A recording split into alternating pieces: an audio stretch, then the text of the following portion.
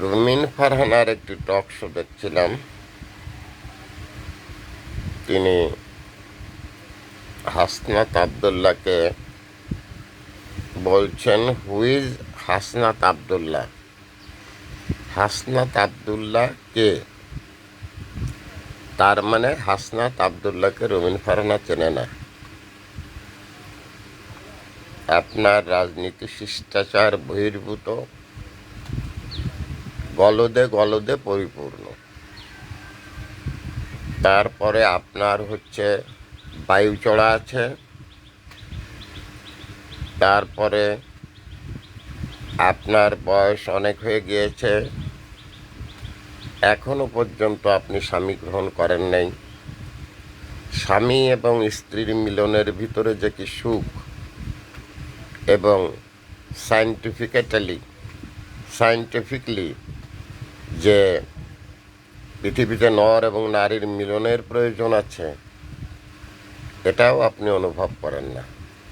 তার মানে প্রাণীকুলে বাস করেও আপনি জড় পদার্থের মতো হয়ে গেছেন।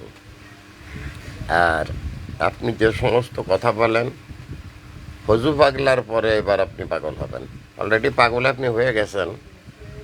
ফজু পাগলারে আলটিমেটাম দেওয়ার 1 মাসের ভিতরে সে ডাইরেক্ট ফজু পাগলা হয়ে গেছে। আর আপনাকে আজকে যে আমি আলটিমেটাম দিচ্ছি, এর 1 মাস পরে আপনিও রুমিন পাগলা হয়ে যাবেন। কথা বলে আমাদের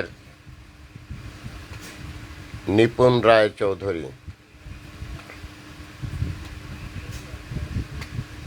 বিএনপির নিপুণ রায় চৌধুরী, নিতাই রায়ের কন্যা।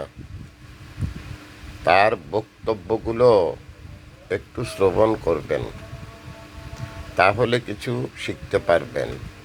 তার চলাফেরা, তার কথা বলার ধরনকে একটু কপি করেন, তাহলে আপনার রাজনীতিটা হয়তো একটু সুস্থ ধারায় যেতে পারে।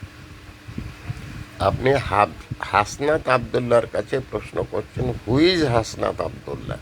তার মানে আপনি হাসনাত আবদুল্লাহকে চেনেন না। আবার তারপরে কি বলছেন, সে তার পরিবারের 5টা ভোট থাকলে 4টা পাবে কিনা সন্দেহ। কথা বলতে বলতে বলতে বলতে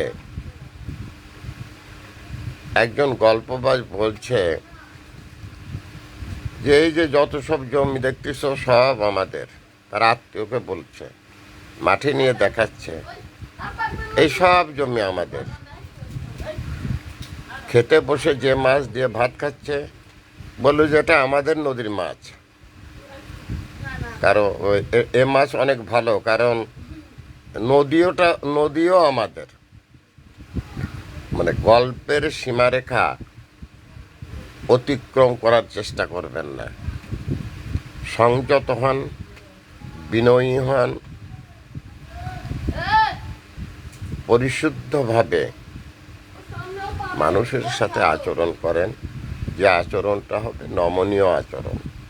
আপনি একজন রাজনৈতিক ব্যক্তিত্ব। আপনাকে দেখে, আপনার কর্মকাণ্ড দেখে আমাদের পাবলিকের কিছু শেখার আছে।